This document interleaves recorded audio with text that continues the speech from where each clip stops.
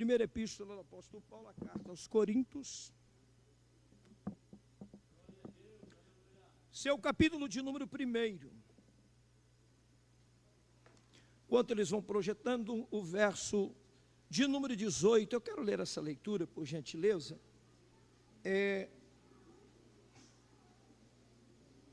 Até o verso 29, por gentileza. Esses dias eu estava orando a Deus e pedindo a Deus, de fato, que me explicasse. Eu fiquei apreensivo de ver a nossa geração já não mais sendo impactadas. Pessoas que já não são mais impactadas pelo poder da palavra. Eu falei, Senhor, por que isso? E o Senhor falou para mim, meu servo, a minha palavra é imutável. Minha palavra permanece para sempre. Entra geração, sai geração, entra séculos e sai séculos, nasce e morre, e eu continuo o mesmo. Eu falei, Senhor, isso eu entendo, mas eu ainda não entendi. Eu quero saber o porquê que está complicado, porque na época, eu lembro-me muito bem, que quando se pregava a palavra de Deus, almas se sensibilizavam, eram quebrantadas, vidas eram movidas, impactadas. Havia não só salvação, mas libertação. Havia não só libertação, mas também havia cura. E a verdade é que Deus não mudou. A sua palavra, ela não mudou. A sua palavra permanece para sempre viva. Ela é uma palavra inerrante, infalível. E quando eu perguntava a Deus, Deus me batia um flash e mostrava uma geração muito preocupada com o materialismo, preocupada com as suas vaidades, com o contexto dos seus dias de vida aqui. Pessoas que buscam seus luxos, os seus méritos, as suas aprovações. Pessoas que, por observarem muitos escândalos, por observarem talvez muitas dificuldades durante a história desta geração com relação ao cristianismo, essas pessoas se frustraram e, deixando de olhar para a cruz de Cristo, para Jesus, pararam e desanimaram. E como se não bastasse, Deus mostrou para mim uma geração de muito interesse, uma geração preocupada com o seu status, preocupado com o seu posicionamento, preocupado com a sua imagem.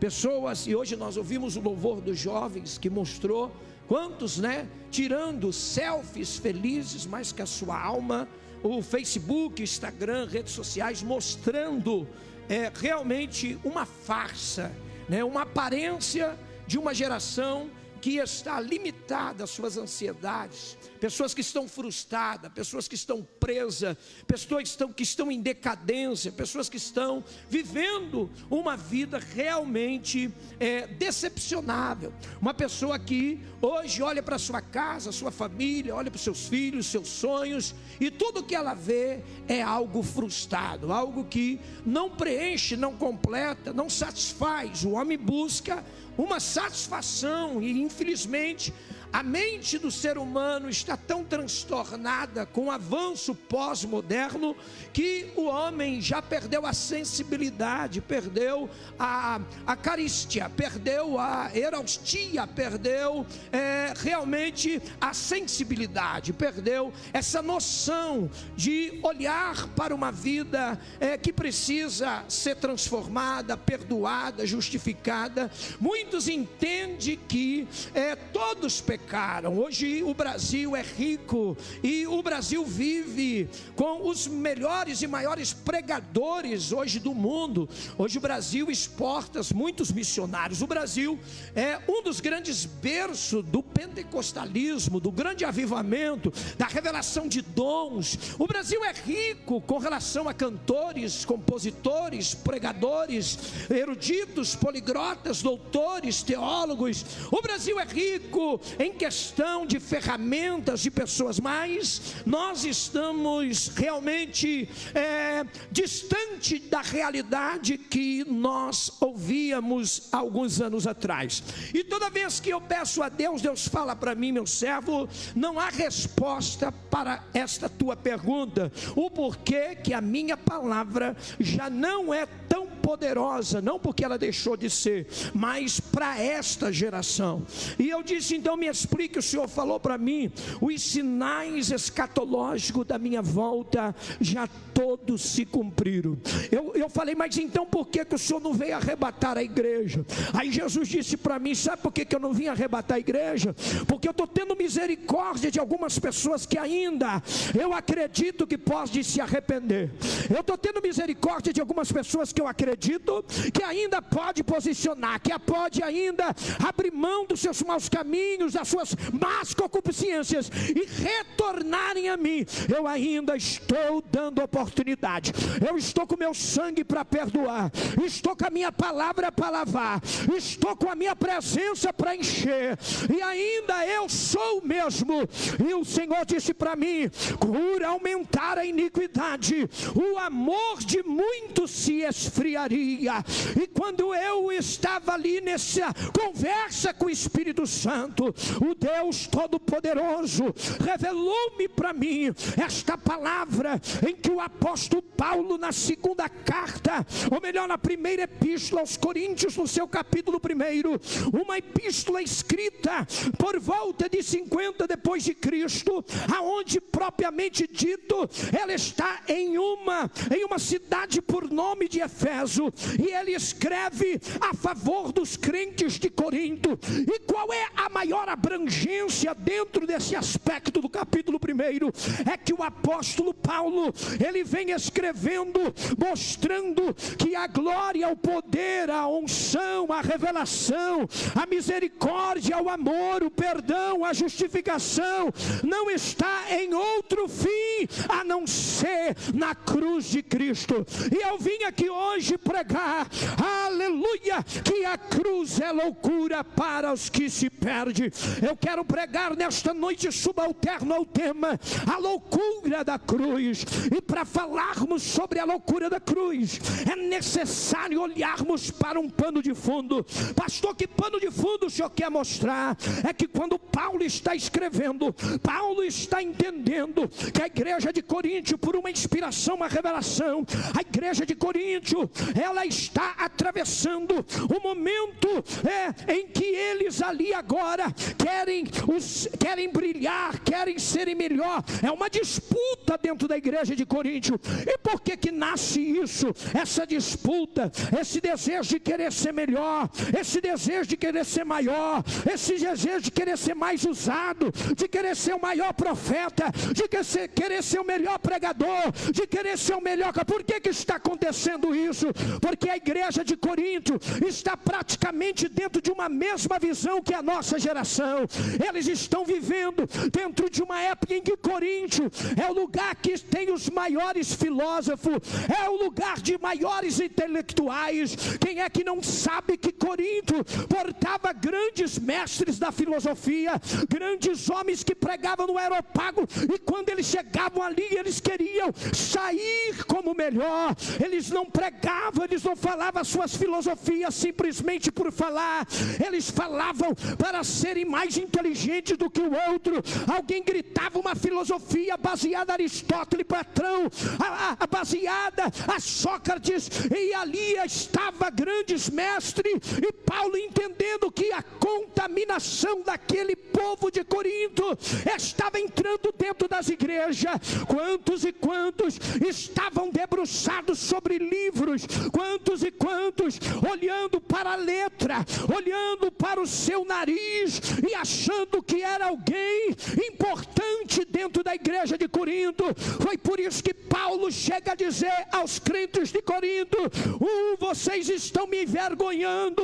Alguém grita: Paulo, por que você está dizendo que a igreja que você fundou está te envergonhando? Aí ele responde: é porque chegou uma informação da casa de Chloe, que Quem era Chloe? Chloe era um remanescente dentro da igreja de Corinto, que não aceitava méritos humanos, não aceitava ser gabado, não aceitava ser massageado. Ele queria que tivesse o que Paulo tinha ensinado. Pastor, o que Paulo tinha ensinado? Paulo disse: uns estão dizendo que é de Paulo, outros estão dizendo que é de Cefas, outros estão dizendo que é Apolo. Por quê? Porque Cefas era intelectual, Paulo era intelectual, Apolo era intelectual. Era uma disputa de quem era mestre, de quem sabia, de quem profetizava, de quem era mais ungido.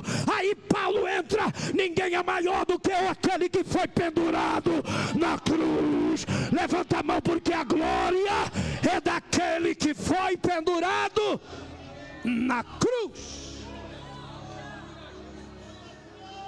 Paulo está relacionando esta escrita com o comportamento dos crentes de Corinto.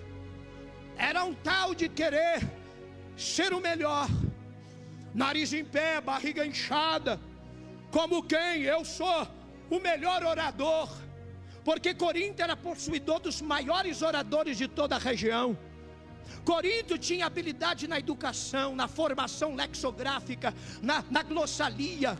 Eram grandes homens, poliglotas da época, psiquitas, PhDs, homens intelectuais. E talvez você está dizendo: então, pastor, essa palavra não é para mim. Mas quando eu digo intelectuais, eu não digo só intelectual de conhecimento, porque tem muitos achando intelectual na espiritualidade. Eu vou ter que falar. Tem muitos achando intelectual na espiritualidade, tem muitos se achando intelectual no religiosismo. É porque eu prego mais, eu canto mais, eu oro mais.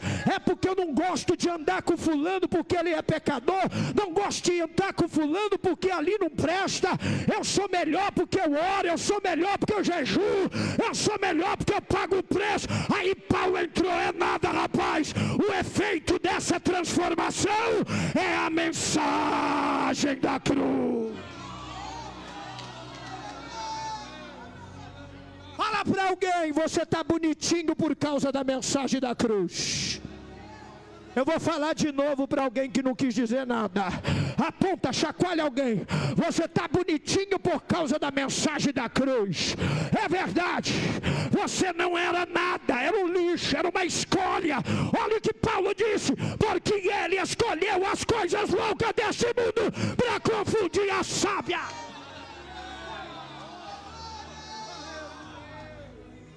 Turibandarabás.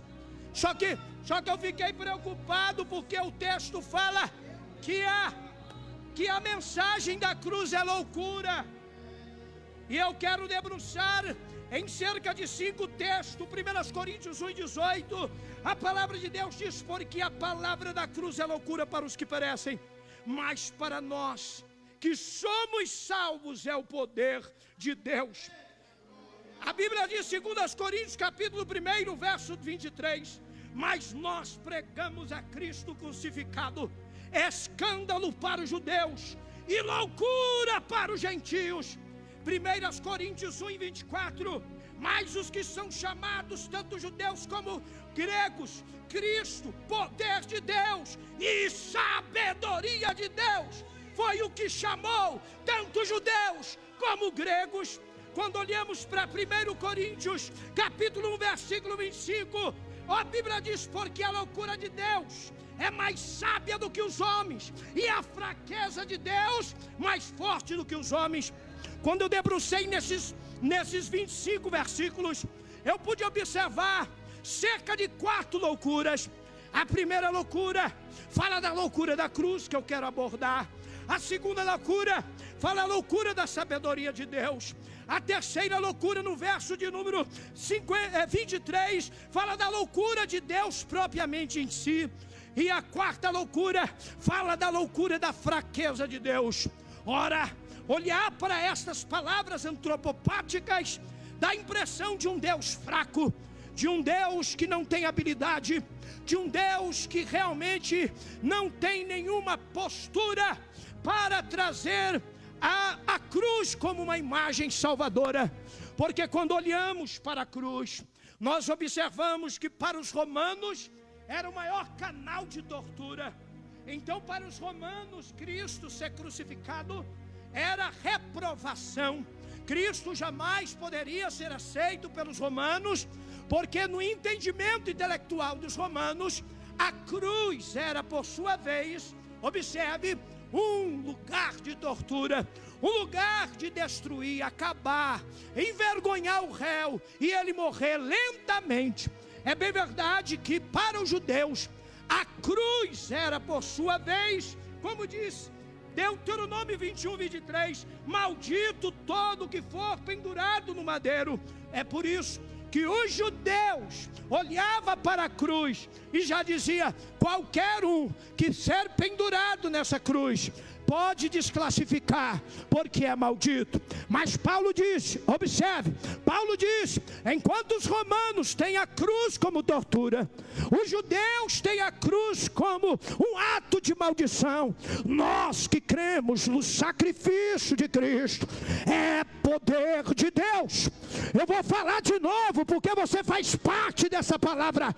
Nós que cremos em Cristo, não é tortura, não é nenhum momento de morte lenta e de vergonha, não é maldição, pelo contrário, a mensagem da cruz pode ser loucura para eles que estão paupados nas suas ideologias, estão paupados nas suas filosofias, nas suas intelectualidades, mas para quem recebe a revelação, porque Romanos capítulo de número 10 diz: a fé vem pelo ouvir, o ouvir a palavra de Deus. Nós temos na história algumas cruzes que apontam.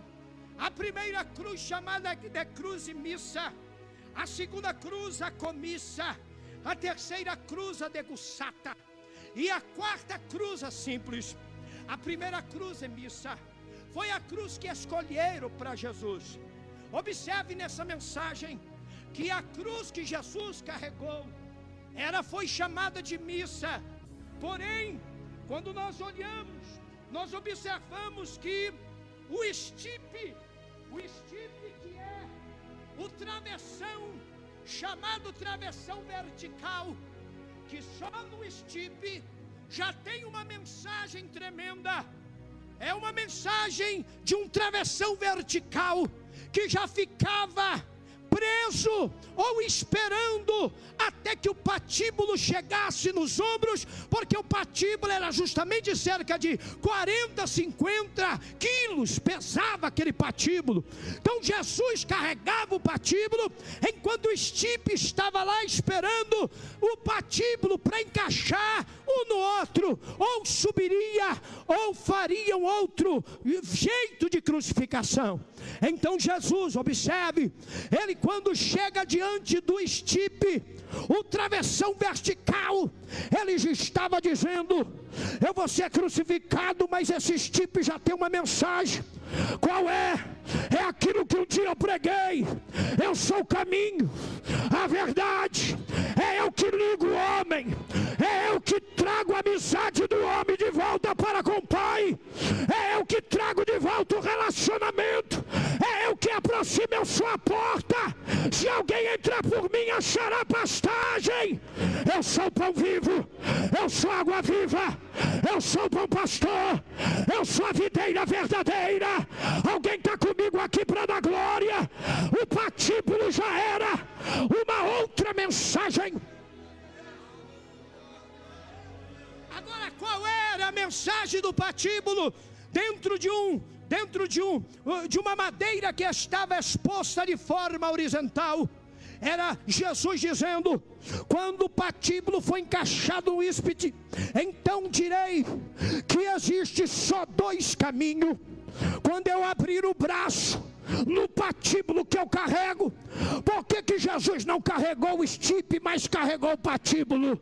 Porque ele já estava dizendo na avenida principal de Roma, quando ele carregava e alguém dizia: tu és mentiroso, é falso profeta, tu não é Messias. Todos zombavam de Jesus carregando, e o carrasco batia, cortava sua pele com chicotadas, a coroa estava sobre a sua cabeça. E alguém gritava: o que é isso na sua costa? Ele dizia: eu vou até o Calvário, olha para cá, eu vou até o Calvário com o patíbulo, avisando essa multidão que só existe céu e só existe inferno.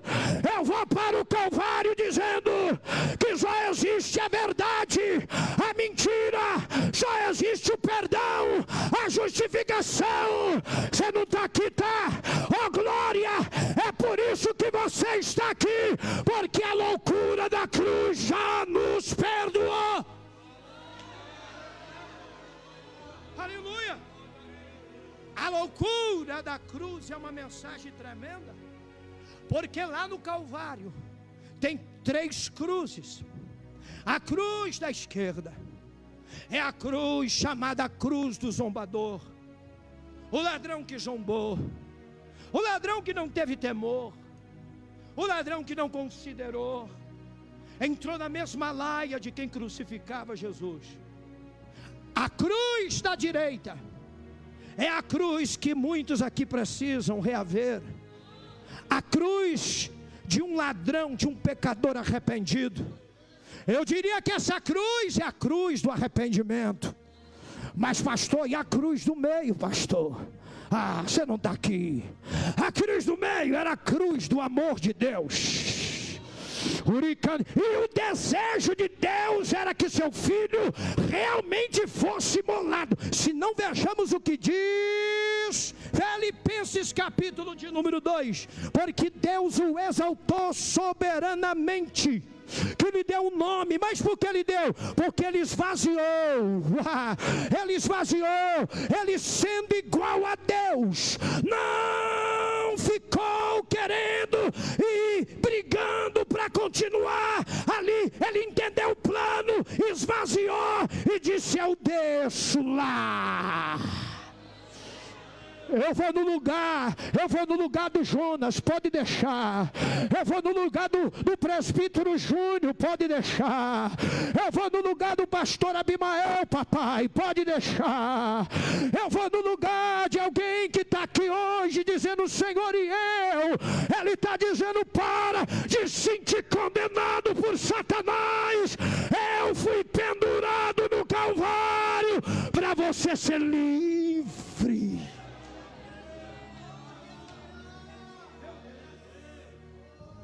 Estou sentindo uma graça.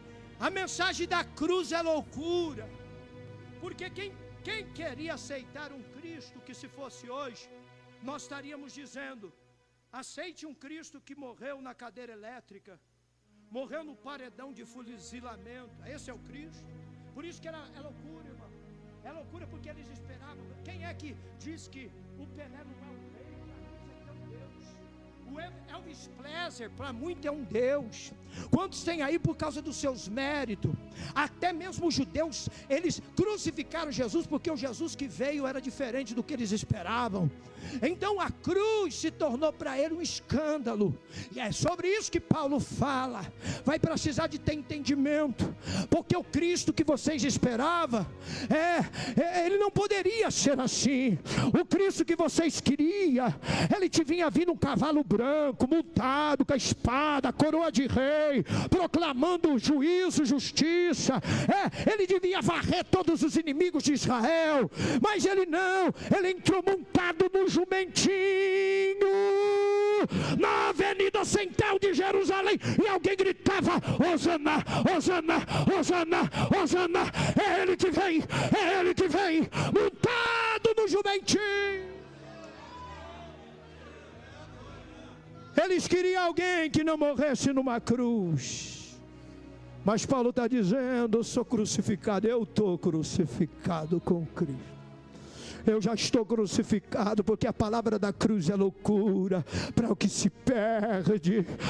Muitos estão olhando, mas nem tem noção, olhando e dizendo: é vago essa mensagem da cruz, porque está aí um homem envergonhado, despido, um homem que foi açoitado. Que tipo de salvador é esse? Aí Paulo: não, eles não leram o que o profeta Isaías escreveu. O que ele escreveu?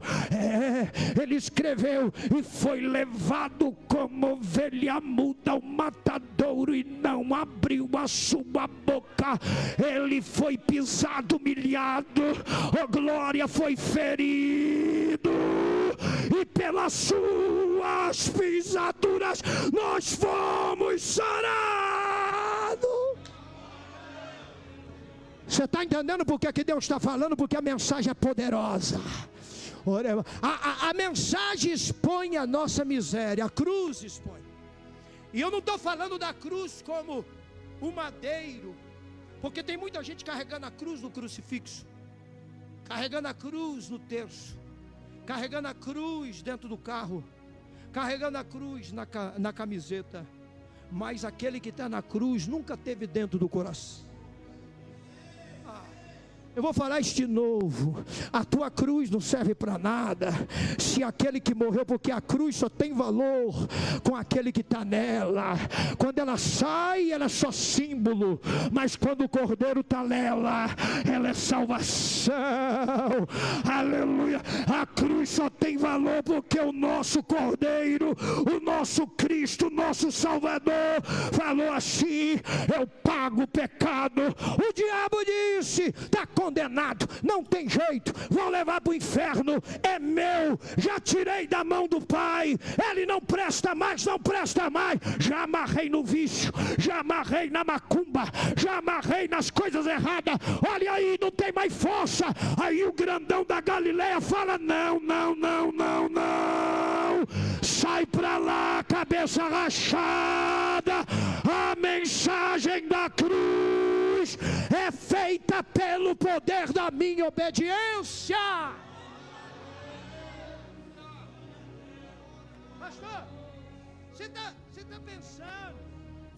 está pensando que esse terninho, essa gravata tua muda alguma coisa? Você está pensando que esse jeitinho espiritual continua, viu? Mas eu quero pegar que o problema dessa fala de Paulo era daqueles arrogantes na igreja, que se sentiam melhores. Aí Paulo diz: filhos, olha para quem você era, cara, olha para quem você era, volta lá atrás, volta a flecha aí, vai, olha para quem, mas eu nasci no berço evangélico, não, olha para quem você era. Você canta porque ele morreu. Você quer que eu diga uma coisa? Paulo diz: todos pecaram e destituídos estão da minha glória. Todos estão condenados. Não sobra ninguém, não salva ninguém, não escapa ninguém. Mas o que é que mudou? Mudou porque ele fez assim, ó. O Pai amou, ele aceitou o sacrifício, comprou a briga, desceu, encarnou, se apresentou como Messias. E alguém disse: vamos matar a semente. Aí ele disse: deixa matar, porque se a semente não morrer,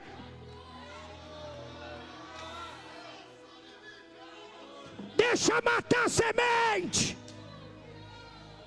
Pedro entrou na frente e disse: não mata, o meu mestre cortou a orelha de Malco. Um dia Pedro disse: se alguém tentar tirar a tua vida, eu vou lá e comprar a briga. Jesus disse: para trás de mim, Satanás. Está usando a boca de Pedrão, é Satanás. Nem que você queira ou não queira, eu não vim à terra para vir, eu vim para cumprir o que meu pai disse. Eu vou morrer para salvar a minha igreja.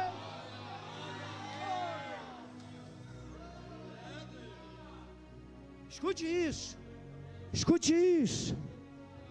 A cruz revela o amor de Cristo. A cruz revela o perdão de Deus. A cruz revela o amor de Cristo, o perdão, a justificação, a salvação. É nela que está exposta. Porque quando ele é pregado ali, ele está dizendo: Jonathan, você não precisa morrer não, viu? Você só vai morrer quando eu ressuscitar.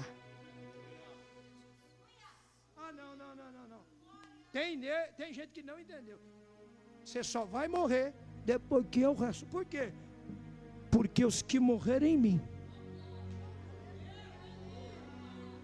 ressuscitarão em mim.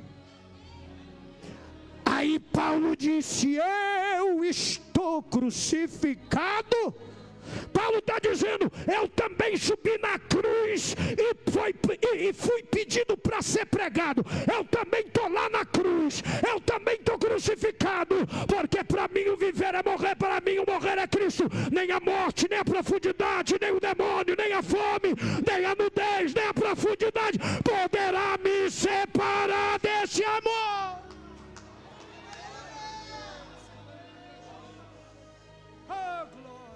A mensagem da cruz é a mensagem que expõe a nossa miséria.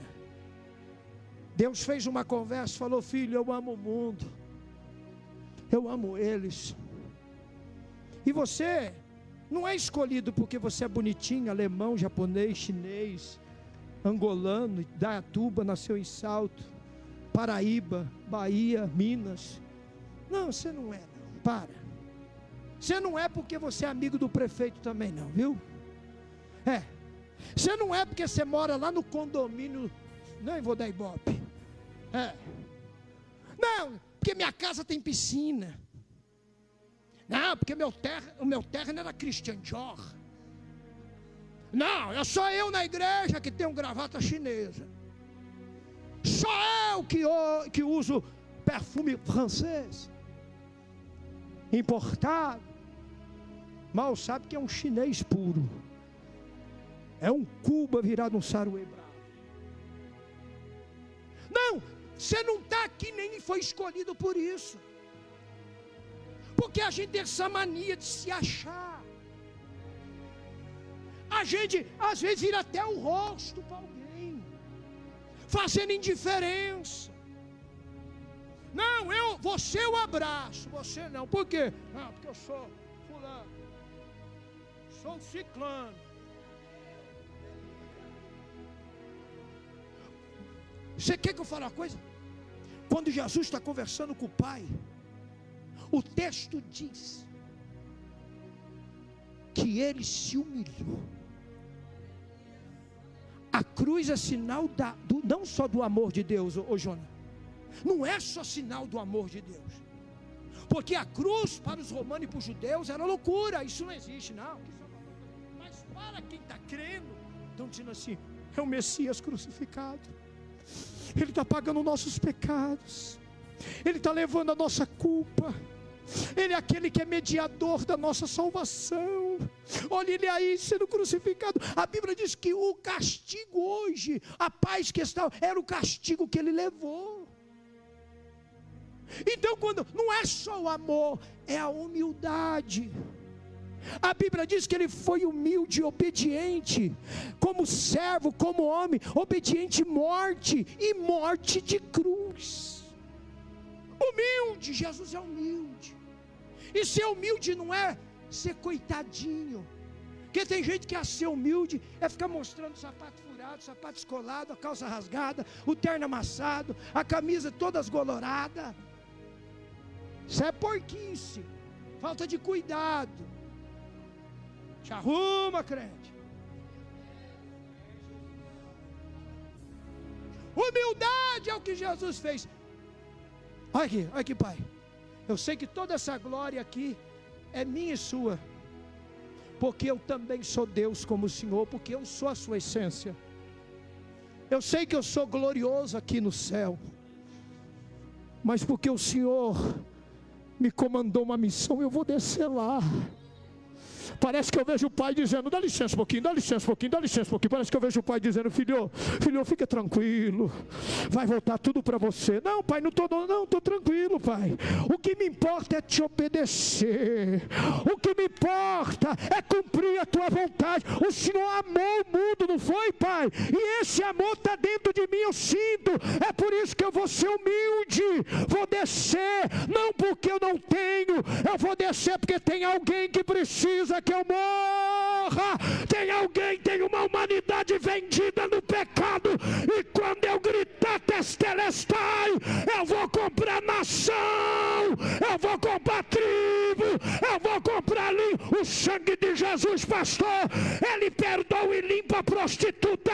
O sangue de Jesus, ele perdoa e limpa o toxicômano. O sangue de Jesus, ele perdoa o homossexual. homossexual, o sangue de Jesus, ele perdoa o alcoólatra, o sangue de Jesus perdoa, perdoa, perdoa, lava, lava, lava, lava, limpa, limpa, limpa, e te coloca na cadeira de honra. Eu termino aqui.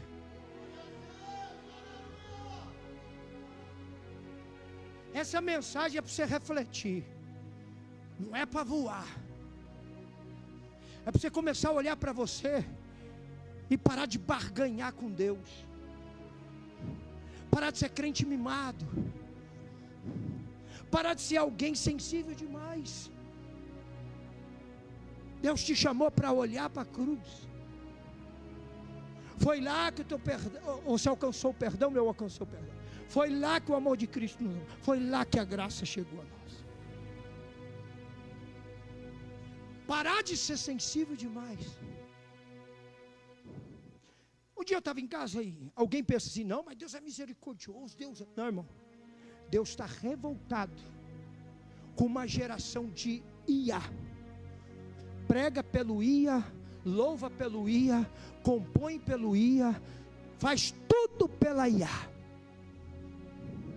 Não tem mais vida de oração e vida de renúncia, porque a IA faz você até passar na tua faculdade. A IA está deixando todo mundo inteligente na artificialidade. Eu vou ter que falar isso, Jonas. Posso falar, Jonas? A IA faz tudo, só não leva para o céu. A IA faz tudo, só não perdoa pecado. A IA faz tudo, só não santifica. A IA faz tudo, mas não te traz uma vida regada com Deus de amizade e comunhão. Parar de ser esses crentinhos. Deus não quer isso de nós. Fica de pé comigo, Deus não quer isso. Chegou a hora de você ter o pé no chão e dizer, Satanás, olha o que Paulo disse, irmão, nada me separa do amor de Cristo. Você consegue dar glória porque você tem casa e carro? Pelo contrário, tem crente que só aparece na igreja quando a porta se fecha. Tem crente que só lembra de Deus quando as coisas apertam. E Deus está dizendo, chegou a hora de você ser um crente, porque a minha mensagem da cruz, ela continua impactante. Aleluia. Sabe o que eu vou pedir para você? Se você não quiser fazer isso em casa, antes de ir embora, tem um banheiro, tem espelho no banheiro lá no fundo. Depois você vai lá, ou pega o teu celular na câmera, dá uma olhadinha de 2 minutinhos, 2 segundinhos, olha bem dos teus olhos, olha bem para a tua sobrancelha, olha bem para você o brilho, a beleza. O diabo perdeu o brilho, o diabo não tem mais beleza, o diabo caiu de cabeça para baixo, porque tentou passar na frente de Deus. O diabo não se arrependeu, perdeu o temor, perdeu o brilho, mas a cruz de Cristo trouxe de volta o brilho, a cruz de Cristo trouxe de volta a oportunidade de você ser salvo, liberto, restaurado pelo poder da sua palavra. Por isso que hoje eu venho aqui fazer um convite, porque só a mensagem da cruz é poderosa para libertar. Você sabia que um dia eu cheguei loucão na igreja? Loucão. Cadê a cantora? Põe um louvor lá para nós, cantora. Cheguei loucão, irmão, na igreja. Cheguei loucão. Sentei lá no fundo, chapado. Maço de cigarro no bolso. Revólver nas costas. O camarada tinha deixado eu de moto e eu falei, vai com a minha moto aí. Deixa na sua casa que eu vou ficar aqui no culto. O cara falou, você está loucão, irmão? Falei, não tem problema não. Um dia minha mãe falou para mim que eu posso entrar loucão, que Deus tire essa brisa lá dentro. Mas não é para mim deixar de ir. Quando eu entrei para dentro da igreja que eu sentei, começou um louvor. Rude cruz se erigiu, dela um dia fugiu, com o emblema de vergonha e dor, mas contém. Se não fosse Ele, Senhor, obrigado por me amar. Obrigado por mim, pecador. Se não fosse Ele, se eu amo a mensagem da cruz. Escute isso aqui, pera aqui, ó. Quando eu estava ouvindo esse louvor, o irmão estava pregando e ali ele falava: Deus está libertando uma alma aqui hoje. Eu lembro quando eu estava sentindo em prisões. Eu lembro quando alguém pôs a mão no meu ombro, eu dei uma rabiada de olho desconfiado, não era ninguém. Eu vi quando outra mão veio para o outro ombro. Eu olhei do outro lado, também não era ninguém. Quando eu queria saber quem era, o pregador disse: jovem, um homem de branco te abraçou aí agora. Na mesma hora, aquela loucura que eu tinha entrado foi embora. Eu fiquei liberto na hora. Eu vi quando uma mão me levantou daquela cadeira. E quando eu abri os olhos, eu estava na frente do altar, chorando.